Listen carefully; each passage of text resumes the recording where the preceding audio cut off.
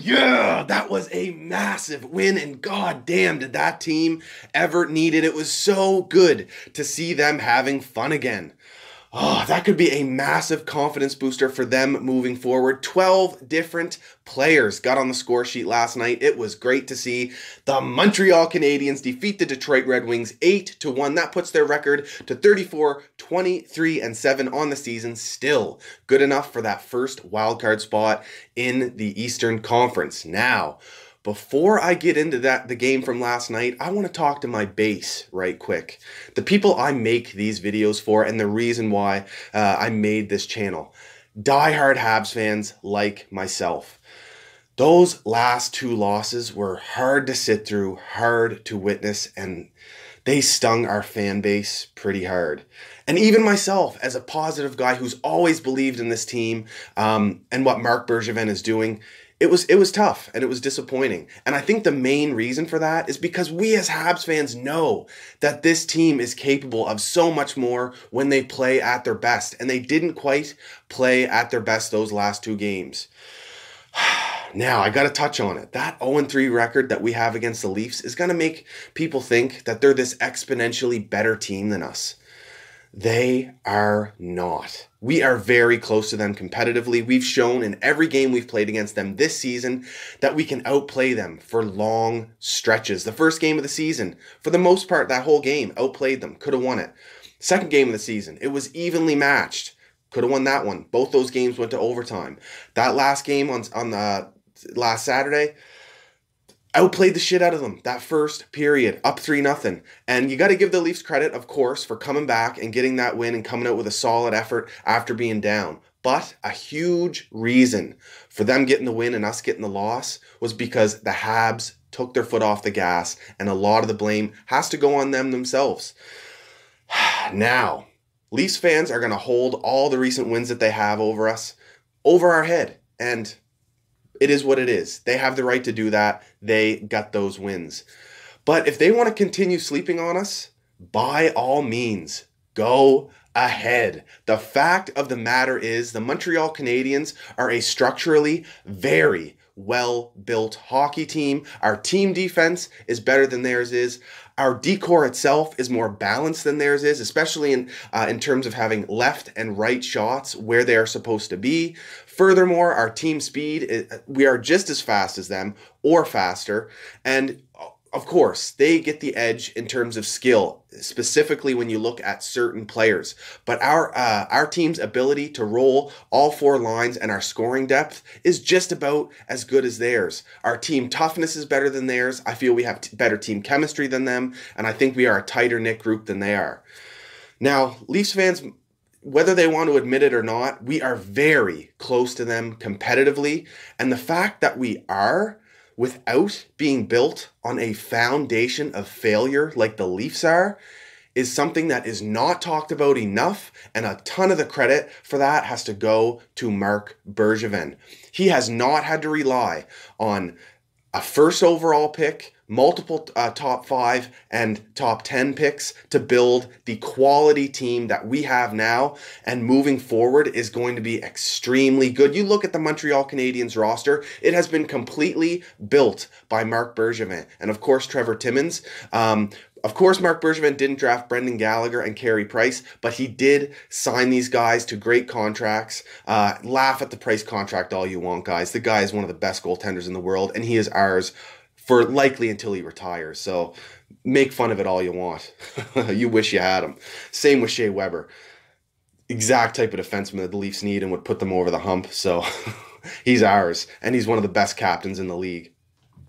Now, that's about it about the Leafs. They can continue to sleep on us all they want. I am comfortable knowing that we are very close to them competitively. We also have a solid cap situation. We're going to be able to keep our core players together, the core of young players that are, a bunch of them are having career years, whether they're just entering their prime or a few years away from their prime. Thomas Tatar, Brendan Gallagher, Philip Deneau, Jeff Petrie, Andrew Shaw, Jonathan Drouin, Max Domi, the list goes on, and these guys are going nowhere. that's about it for that. Let's get into that game last night.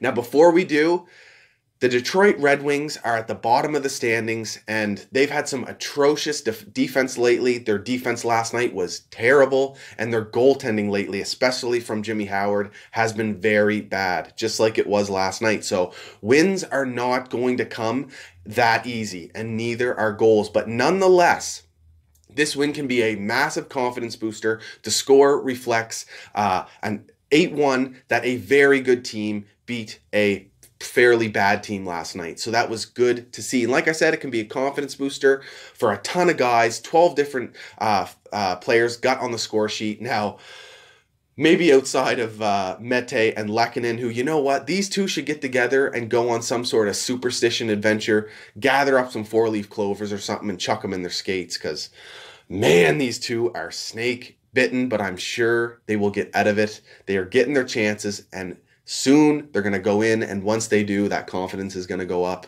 and they're going to be laughing. So, first goal of the game goes to Thomas Tatar, former Detroit Red Wing himself, comes down on a breakaway, despite being hooked the whole way, managed to get a slick move on Jimmy Howard when he goes for the poke check, and buries it. And that was the first of many. We go into the second period, and Andrew Shaw gets his first on the night from a pass from Max Domi. The sauce from Max Domi. A good 2.5 feet in the air, takes a couple bounces, goes to Shaw, and he finishes it. Then we get a snipe from Brendan Gallagher himself. Now, this guy is giving me flashbacks of Pacioretty in his prime. Now, granted, they are different types of players, but Gallagher's shot continues to improve, and this guy is a true consummate pro. He is not done improving. 26 years old, just entering his prime. We may have an elite, consistent 35 to 40 goal scorer through his prime on our hands. I love it. Yes. So the next goal after that is Domi himself. A nice play from Jonathan Drouin. Lateral back pass to Domi, who then skates into the slot. Toe drag snipe on Jimmy Howard. That was one of many points for Domi on the night as well. After that, now this one is a really exciting one as well, guys. Jesperi Kotkaniemi, our 18-year-old rookie, the youngest player in the NHL, continues putting together one of the most impressive 18-year-old seasons we have seen in the NHL in a long time. Of course, outside of a handful of guys like Connor McDavid, of course, but what Kotkaniemi is doing at this age is so impressive. He is sound all over the ice, but this play in particular, the way he skates off the boards, circles in towards the net, goes into a skating area, and his body positioning made it look like he was going to shoot, but he throws a disgusting no-look pass over to Yoel Armia, who got the shoot on an open net. The deception from this kid is so impressive. Seeing that type of deception in a player this young, pulling moves off like that in the NHL, oh my God, that is an elite trait that is only going to get better. We have a special player on our hands, likely our future #1 elite center, and behind him, we're going to have a bunch of other quality centers. Ooh, I love it. Woo! So then Detroit gets their first goal in the night. Anthony Mantha, after a point shot, took a couple bounces through Price, and then Anthony Mantha got to shoot on an open net. Now, I'll give credit where credit is due. Detroit Red Wings, despite having an absolutely terrible season, and of course their contractual situations right now are very bad. It's kind of holding them back. Once they get through that, they've got a lot of good young talent, like guys like Anthony Mantha, of course Dylan Larkin turning into a very good center in the NHL, Andreas Athanasiou, and of course Philip Zadina, who did not fill our net with pucks last night. Former Halifax Moosehead, by the way. Respect the guy, but probably shouldn't have said that after Montreal Canadiens skipped him in the draft. That's going to haunt him for a long time. He had a couple nice shots last night, but now, before the second period ended, Shaw got his second on the night from Domi. This was some terrible defense from the Detroit Red Wings. Shaw alone in front of the net. Domi finds him with a slick pass. Shaw buries it. We go into the third period. Max Domi gets his second on the night. Breakaway after a pass from Jonathan Drouin. Christian Folin picks up an assist on this play as well, but I like the play from Domi. Partial breakaway, comes in, the lateral movement from him there, moves, covers a ton of space laterally, and then a quick backhand to beat Jonathan Bernier, who had entered at the start of the third period. And the last goal of the evening goes to Andrew Shaw for his first career hat trick. This guy is having a magnificent season. So that nice play, Domi over to Drouin, who nice touch pass from Drouin to Shaw in the slot. Once again, terrible D from the Detroit Red Wings, but good on Andrew Shaw, taking that opportunity and not wasting it to get his first career hat trick. Good to see Jonathan Drouin grab that puck immediately. That's what a leader does. This team is so tight, and man, it was good to see them having some fun last night. That Jonathan Drouin and Max Domi connection is something special. Good to see them back together. Of course, I was high on the Deneau, Drouin, Gallagher line, but it's nice to have this flexibility and different types of chemistry between these players. And Max Domi and Jonathan Drouin can be a very dynamic pair together, and it showed last night. Max Domi with 5 points, 2 goals, 3 assists. Jonathan Drouin with 4 assists. Andrew Shaw, of course, with the hat trick.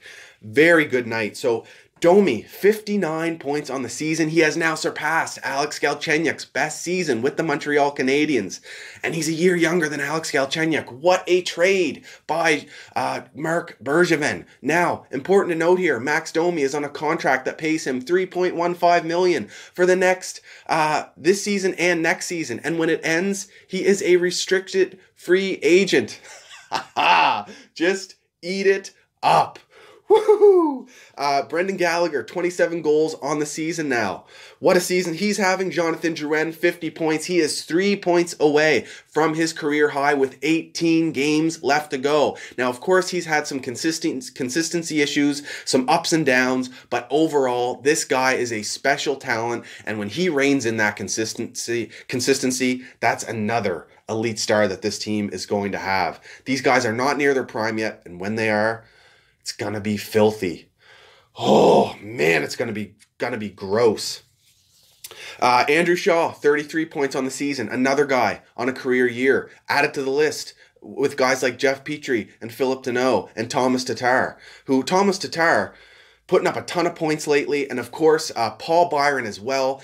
Dealt with some injuries this season, but he is on a fairly large point streak right now, 6 or 7 games. What an addition. Again, Marc Bergevin. Solid GM, one of the best in the league. Anyone who doesn't think so, sorry, but you're wrong. He's doing very well, and he's put this team on a path to extreme long-term success. Now, a couple more points. Carey Price played a great game. The fact that he was even in the game to start was a message to this team that this was a must-win. And our team delivered with something they didn't have in the game against New Jersey, and that was some goal support. Oh man, did they ever back Carey Price up. And he did have to make some solid saves early in the game, but especially late in that first period and early in that second period when the Detroit Red Wings had the power play. Some solid saves, positionally sound in net, and of course it was good to see him making those plays behind the net. Carey Price is 3 wins away from making some significant history. Let's not take this for granted, Habs fans. This is something extremely special. In 3 wins, which is sometime in the next couple weeks, we are going to witness something that is unbelievable. He will pass Jacques Plante, Montreal's original Hall of Fame goaltender, in all-time wins in Canadian franchise history. Unbelievable. Something special. It is giving me goosebumps even talking about it. This is incredible, and he's going to be with us for a long time. He's got plenty of elite goaltending years left in him. He is in his prime for a long time yet. Look at guys like Brodeur. He was in his prime into his mid to late 30s. Fleury right now, 34, one of the best goaltenders in the league. Carey Price is no different. He is a special talent. Oh, really good. And Max Domi, he continues to be our best and most consistent forward. He seems like he is on a mission to get this team into the playoffs, and I can see that happening. That was an important win tonight. Couple more quick notes. Christian Folin looking very good. I was impressed with how he played, especially after not playing in about a month. What I really liked about him most was his ability to find the net and his willingness to shoot. And not only shoot, but get that puck through traffic and get it on net. That was impressive to see. Another third pair D-man, Brett Kulak, looks very good. He is low-key, very responsible with the puck, gets the puck out of our zone very quickly. Responsible D-man with the puck movement, but also with his ability to defend. Now, another thing, Shea Weber took another puck in the face. This guy is a beast outside of his quick little burst of frustration, smashing his stick. Literally no reaction to taking a puck in the face. Refused medical help from the trainers on the bench, even though he's dripping some blood there. This guy is an absolute animal. Now, he's taken some criticism lately. I think it's been blown out of proportion. Of course, he's had a few tough games, been a minus on the board, but the thing is, it's not all bad. He's still been making some very impressive defensive plays, those keep-ins along the blue lines, breaking up odd man rushes. There's no need to be worried with Shea Weber. The NHL and hockey, especially this time of the year, it's a taxing sport, and all players deal with nagging injuries and aggravations, and despite being the man mountain that he is, Shea Weber is no different. So I understand the criticism, but there's no need to be worried here. This guy is a special defender, and he is also a guy that's still in his prime, has shown no signs of decline. And if he played a game that was susceptible to decline, we would have seen it so far, and we have not. This is another guy that has a good 3 to 4 years left at elite level hockey, that the same type of play that he is playing at right now. And even after that, it's a slow decline. He will then be a top 4 defender into his late 30s. He's on a great contract, more solid asset management from Marc Bergevin. Now, the playoff race is going to be so tight down the line. Carolina's one of the hottest teams in the league, if not the hottest outside of maybe St. Louis. They are playing some great hockey right now. Pittsburgh, of course, Crosby and Malkin, you can never count them out. They're dealing with some injury trouble right now. Letang out, Ole Mata out, Brian Dumoulin out, who's a great defender, by the way. Brian Dumoulin, solid player. But even despite these injuries, of course, you can't count out Crosby and Malkin. And Columbus have loaded up before the playoffs. They are going to make a very hard push, trading away all but 2 of their draft picks in this upcoming draft.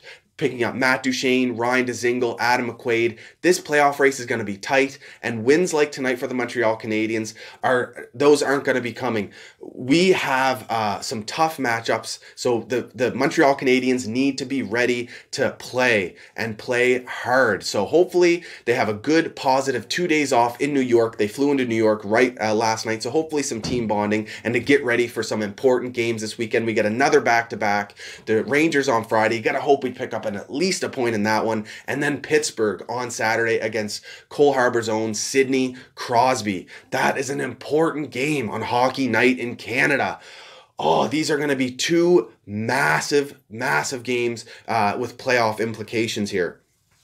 Quick note, Montreal picked up Jordan Weal on the trade deadline. Bergevin makes his annual trade deadline deal 6 years in a row now. No other GM has done that. Minor deal, but it's low-key very smart, trading an AHL player in Michael Chaput for Jordan Weal, who's a right-handed shot. He's very fast. It adds more speed to that 4th line. And the thing is, with Nate Thompson now, a left-hander, and Jordan Weal, who's also very good at faceoffs. He was at 60% a while back, 2 years ago. He's been down a little bit this year, but I would say if used properly, he can get those numbers back up. And what it does is it gives Montreal an option for guys on their strong side on either side of the ice in the defensive zone. Wheel being a righty and Thompson being a lefty. Now, the last thing I want to mention to you guys right quick, the From Failing Hands podcast. I highly, highly recommend this podcast. If you're looking for something to listen to, it is great. I've been listening to it a ton lately. It's professional in quality. Mike and John do a fantastic job with it. They've had some impressive guests on lately. They've had Sheldon Surrey and Josh Georges, as well as Josh Georges' wife, former Montreal Canadiens, on, and they conducted some solid interviews. They had Eric Engels on from Sportsnet. It was a very entertaining episode. And most recently, they've had one of the most well-respected journalists in the NHL business today, and a former Montreal beat writer, Dave Stubbs, and that was a great episode. The From Failing Hands podcast on iTunes and on all the major podcast providers. Look it up if you're looking for something to listen to in your car or at work, if you got an office job, or even at home when you're doing some chores, and it'll really help pass the time. This is a quality podcast with a positive outlook. These guys are objective, and I know you guys will like it. The From Failing Hands podcast. Check it out.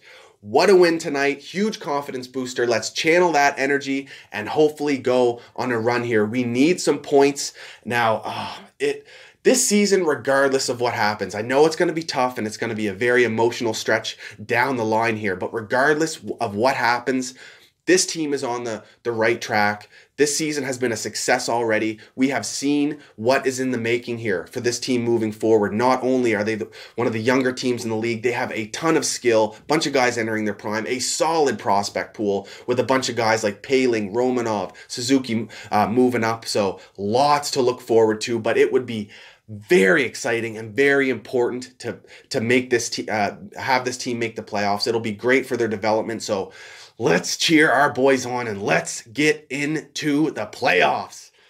Yeah, if you like my content, if you like my videos, hit that like and subscribe button. You can follow me on Twitter, Instagram, and Facebook at ScotianCanadien. Cheers, guys. Go Habs, go, baby. Woo! Yeah.